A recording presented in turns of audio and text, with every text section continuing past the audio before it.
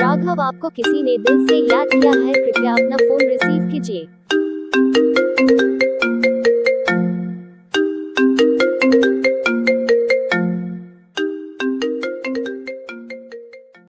ऐसे ही और रिंगटोन बनवाने के लिए अपना नाम कमेंट में ज़रूर लिखें। चैनल को सब्सक्राइब जरूर करें।